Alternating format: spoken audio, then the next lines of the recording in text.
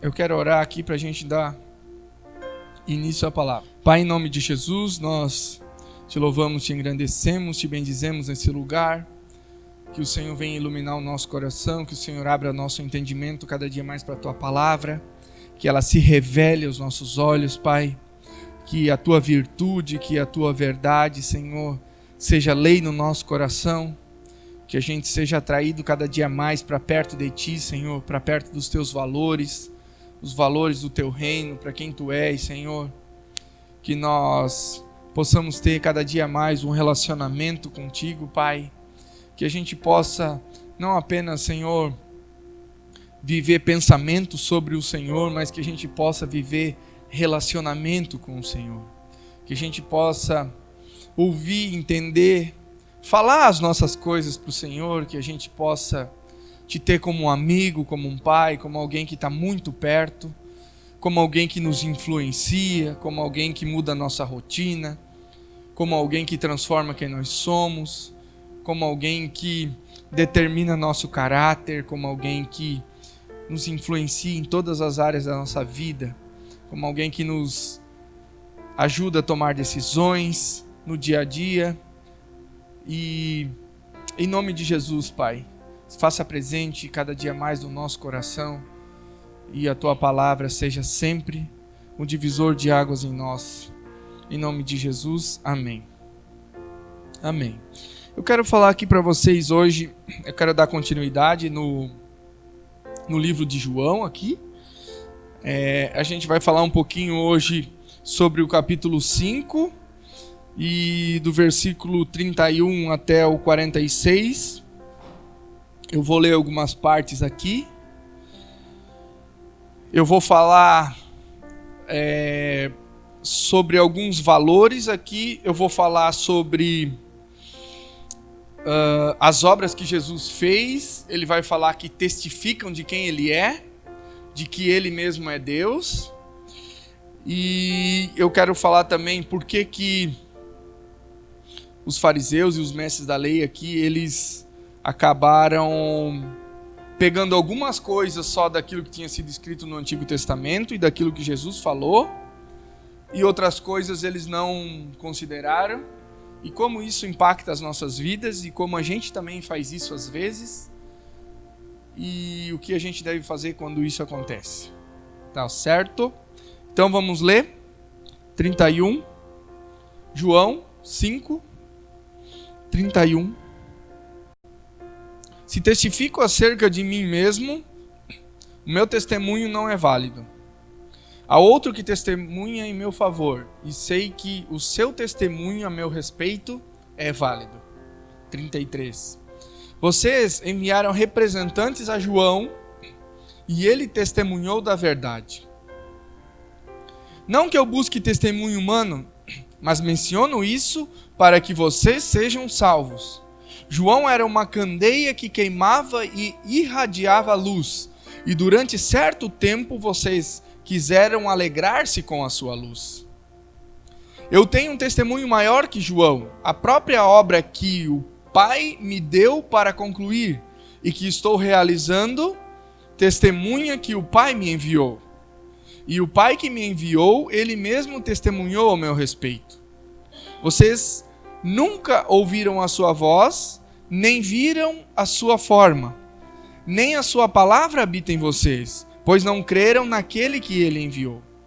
Vocês estudam cuidadosamente as Escrituras, porque pensam que nelas vocês têm a vida eterna, e são as Escrituras que testemunham ao meu respeito.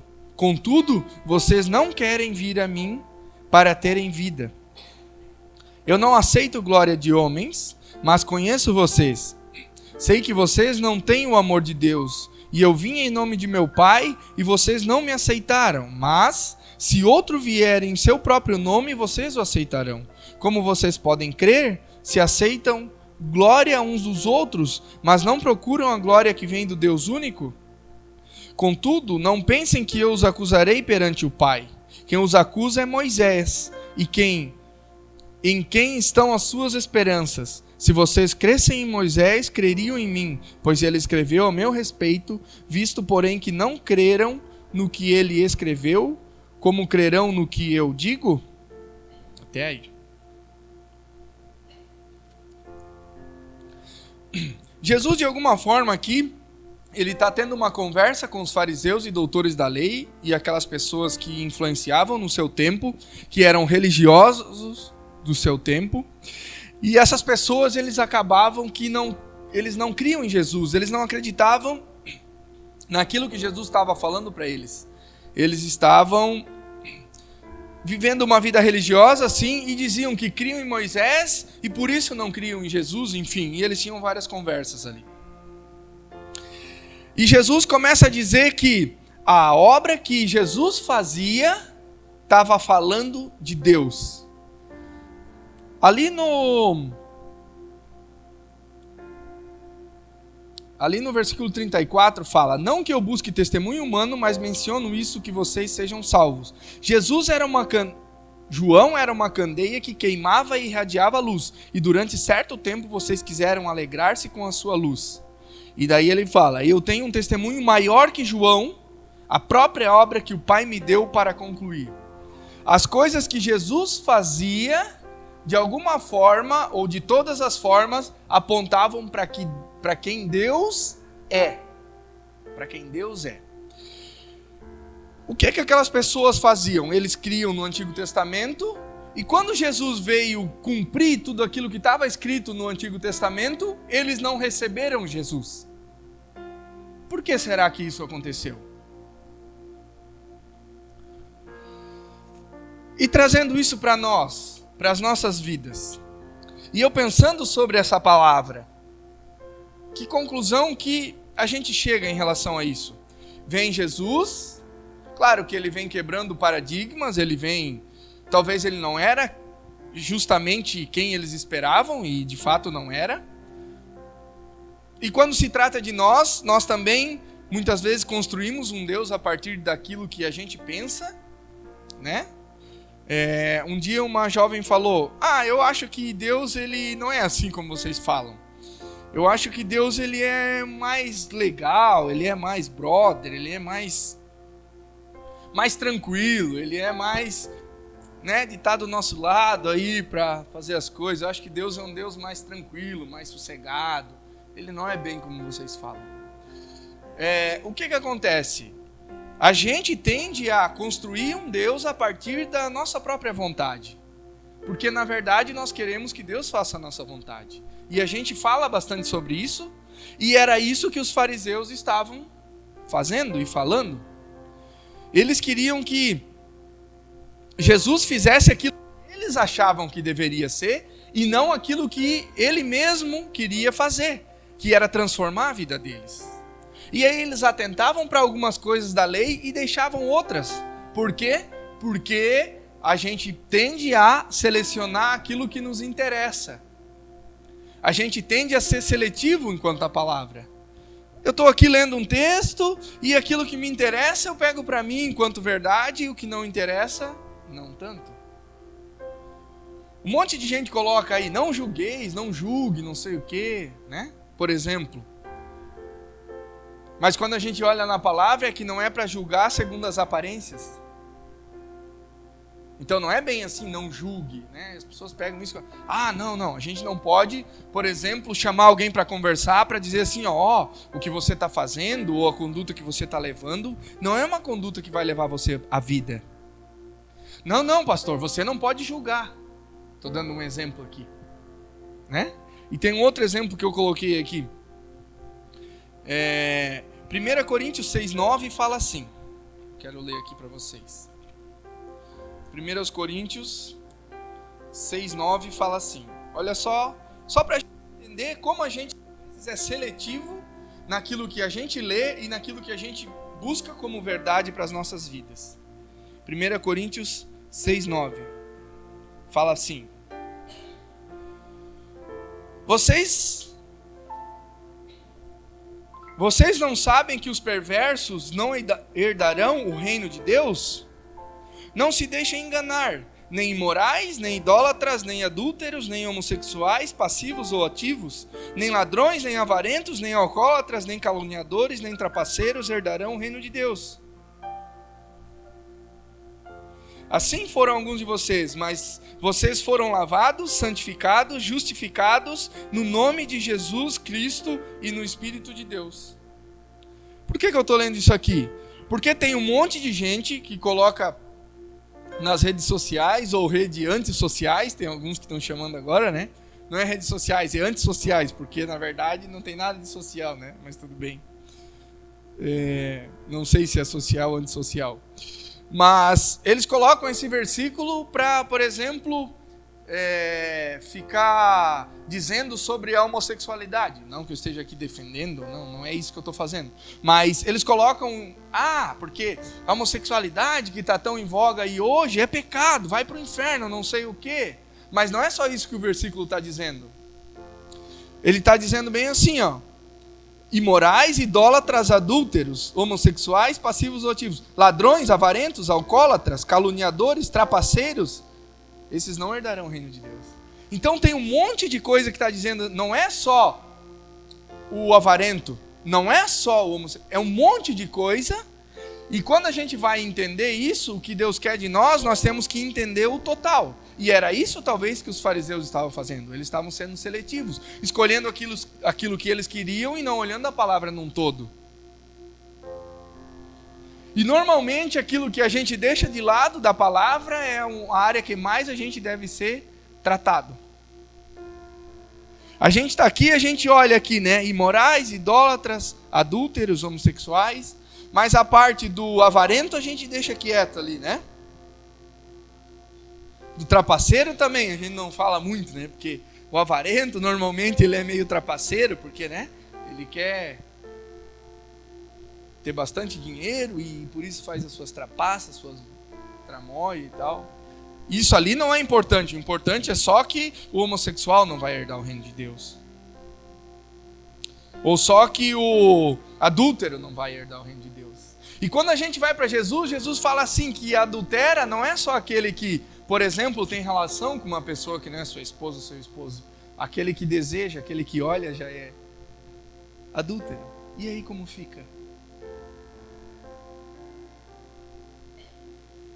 A coisa é um pouquinho mais profunda do que a gente imagina. Só que daí ele fala assim, né?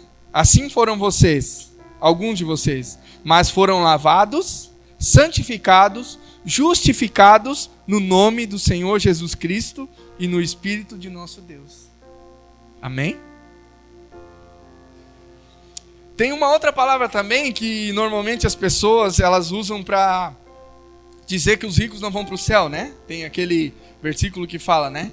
É mais fácil o rico passar no fundo de uma agulha. É mais fácil um camelo passar no fundo de uma agulha do que um rico herdar o reino de Deus. E eles pegam isso como sendo lei. Não, nossa. Então o negócio aqui é a gente ser da ordem franciscana aí, né? Da ordem que não tem nada, que vende tudo e a gente não pode ter nenhum tipo de bens e riquezas e tal. Só que o resto do versículo fala: essa coisa é impossível para o homem, mas todas as coisas são possíveis para Deus. É isso que o versículo está dizendo, é isso que o texto está dizendo. Então isso é mais fácil um camelo passar no fundo de uma agulha do que um rico entrar no reino de Deus, ou herdar o reino de Deus. Daí ele fala, né? Isso é impossível para o homem, mas todas as coisas são possíveis para Deus. Então Deus não quer que a gente seja seletivo na palavra. Deus não quer que a gente pegue uma ou outra coisinha do texto e isso aqui a gente aceita, isso aqui não. Eu vou lá na igreja, mas isso aqui eu acho interessante, isso aqui nem tanto, e aí eu fico andando meio assim, né? Mas o que Deus quer é a nossa vida inteira, o tempo todo. A gente precisa entender isso e viver a partir disso. Sabe, Jesus não é religião. Jesus é uma pessoa, Ele é alguém que cuida de nós e se relaciona conosco. E o Espírito Santo, Ele tem o papel de fazer nos lembrar da palavra e nos fazer ter um relacionamento com Jesus. Essa é a função do Espírito Santo. É para isso que Jesus disse: eu vou para o Pai, mas vou deixar o Consolador. Aquele que consola, aquele que está junto conosco. Então essa palavra é para que a gente hoje não seja nem um pouco parecido com aquelas pessoas religiosas do tempo de Jesus e de João aqui, que pegavam uma lei de Moisés e outra, né? Tem muita gente que prega sobre um dízimo na lei. Não, dízimo é lei, né? Se você não der os 10% ali, você está roubando a Deus. E aí pega um texto de Levítico, só que não lê um pouquinho antes, que quando fala que antes a pessoa que pecar, ela deve ser morta, ela deve ser executada. O adúltero lá, ele tem que ser executado, morto. Os filhos que desobedecerem, eles têm que ser mortos. Mas por que ser seletivo em relação a uma coisa e outro não? Por que pegar um texto e o outro texto não interessa? Se está no mesmo livro e muitas vezes no mesmo capítulo.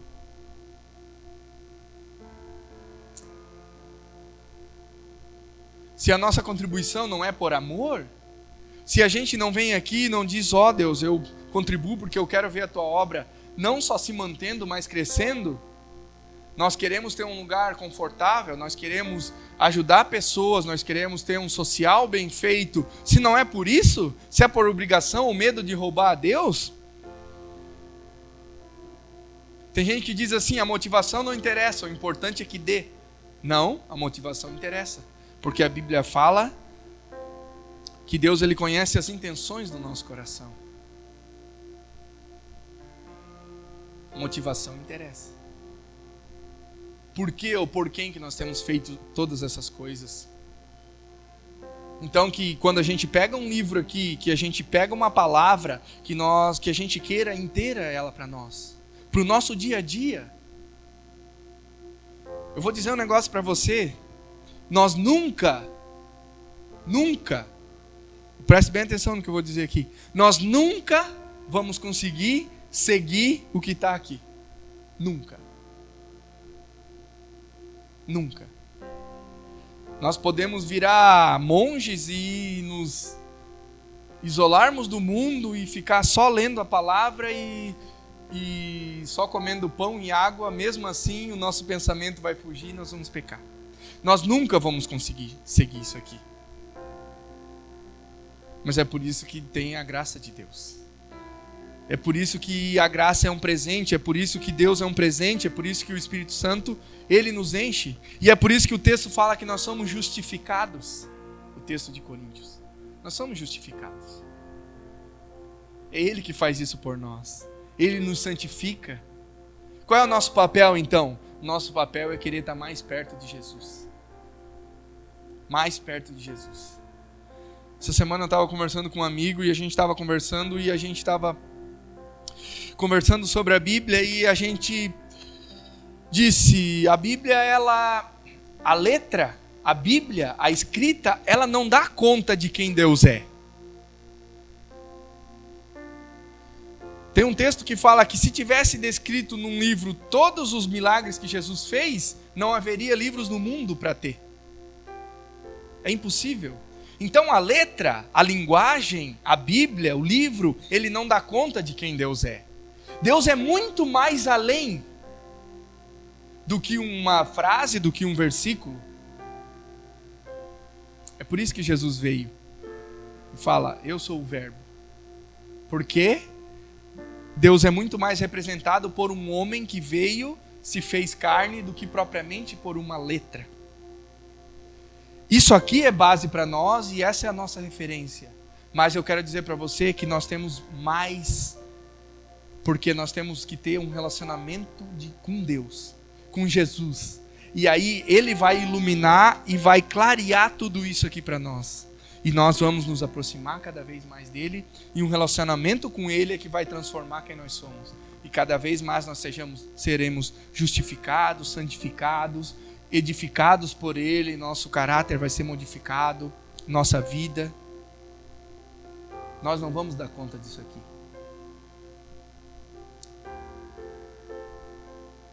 Mesmo assim, nós temos que prosseguir em conhecer. Prosseguir em conhecer. Mas Deus, Ele vem no nosso coração e Ele vai enchendo o nosso coração da presença dEle. Por isso que é tão importante um relacionamento com Jesus. Por isso que é tão importante ter um devocional.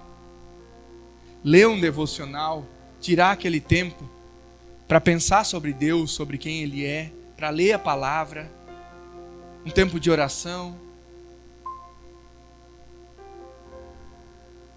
Uma vez uma pessoa perguntou para um pregador assim: o que é mais importante? É a Bíblia ou é a oração? E daí o pregador respondeu: tem que perguntar para um passarinho, qual que é mais importante, a asa direita ou a esquerda? Né? O passarinho não tem como voar com uma asa só. É impossível. Ele não sai do chão. E assim é a nossa vida.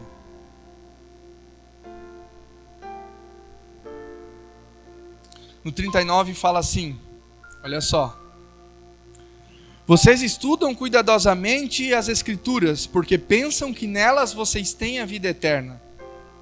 E são as Escrituras que testemunham ao meu respeito. Contudo, vocês não querem vir a mim para terem vida. Vocês estudam as Escrituras, a palavra, a lei, mas quando Jesus vem, eles não querem saber de Jesus. Por quê? Porque eles queriam escolher aquilo que eles queriam ter como referência de vida. E Jesus vem e diz: não, não é aquilo que vocês pensam somente, é muito mais. É muito mais, muito mais. É um relacionamento comigo. Não é a lei, mas é uma pessoa. Não é somente a lei.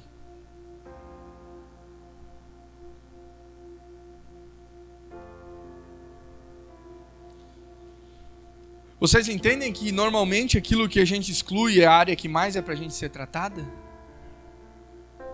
Porque a gente não quer ver.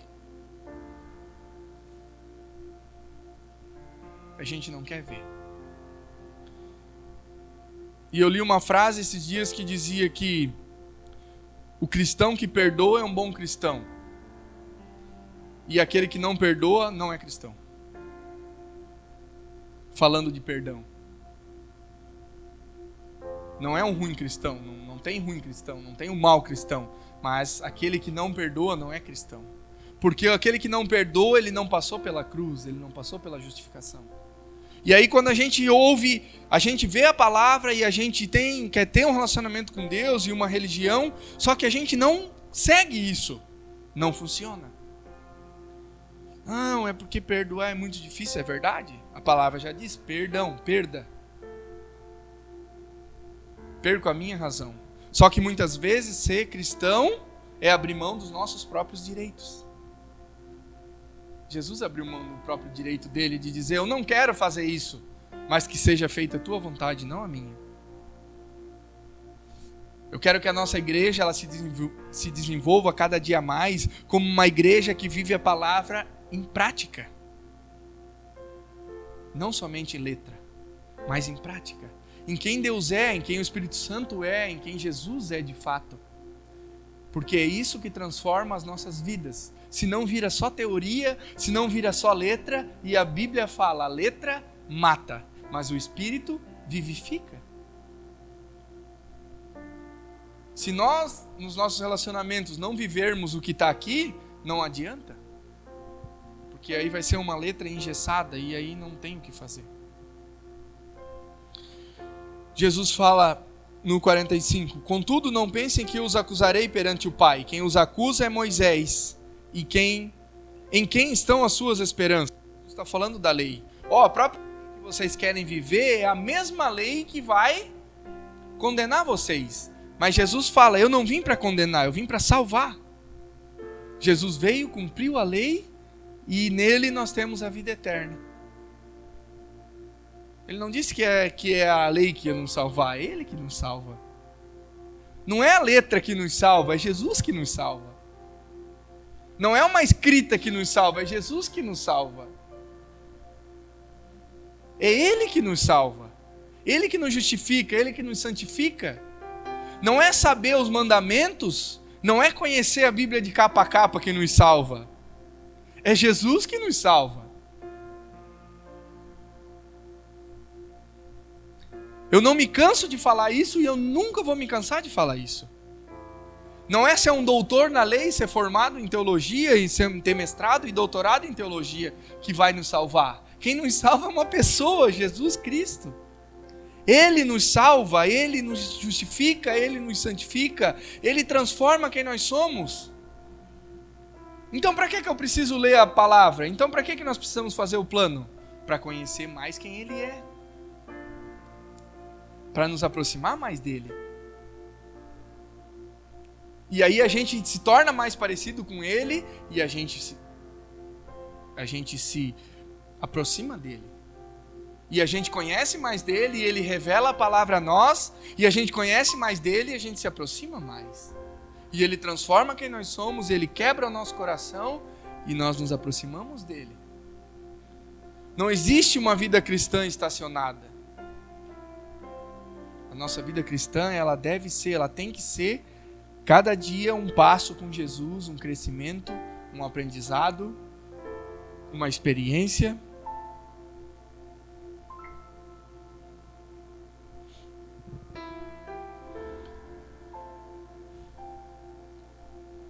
E aí Jesus fala, 46, se vocês crescem em Moisés, creriam em mim, pois ele escreveu a meu respeito.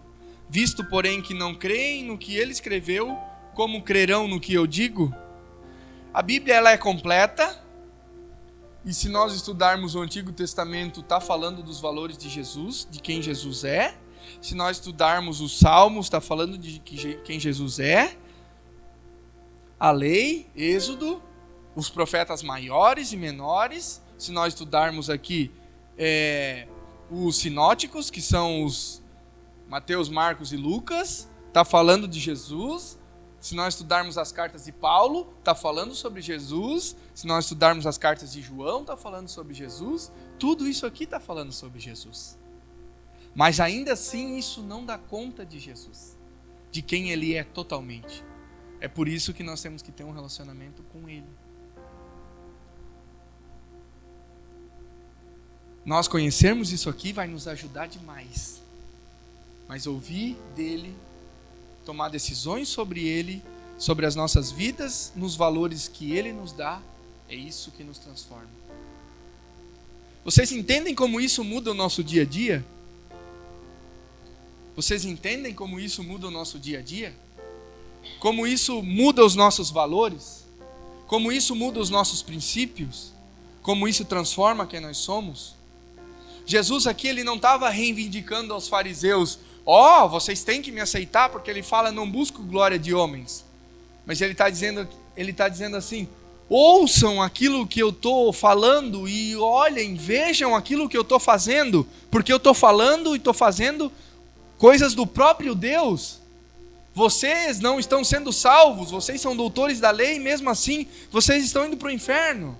Mas o que eu estou fazendo e falando, está falando de Deus. Ouçam aquilo que eu estou dizendo. Vejam aquilo que eu estou fazendo. Porque o que eu estou fazendo fala de Deus. O que eu estou fazendo são as obras do próprio Deus. E é isso que nós temos aqui.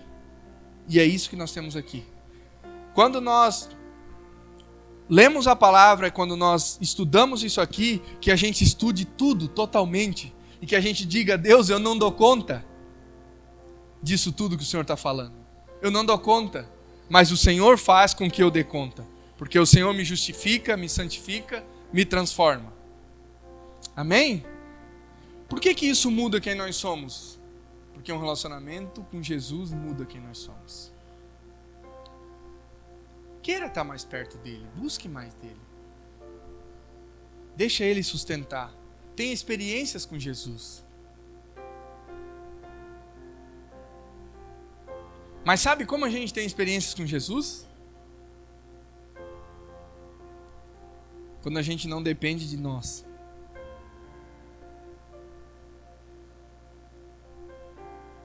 Porque enquanto eu dependo de mim, da minha força, de quem eu sou, do meu conhecimento, da minha astúcia, estou vivendo por mim mesmo.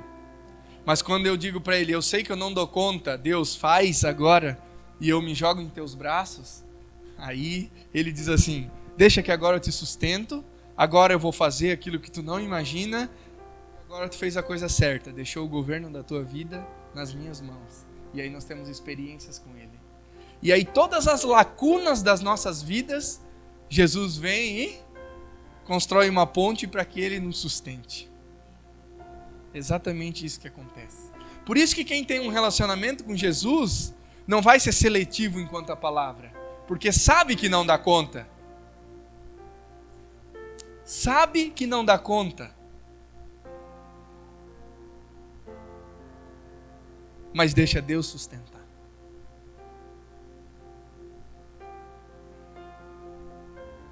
Deixa Deus curar. Deixa Deus sarar. Deixa Deus pegar todos os buracos do nosso coração e colocando amor, perdão, paz, alegria, verdade, misericórdia, graça. E aí tem mais uma meia dúzia de buracos, ele coloca mais amor e ele preenche.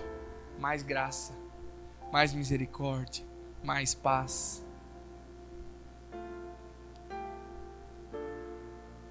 Amém?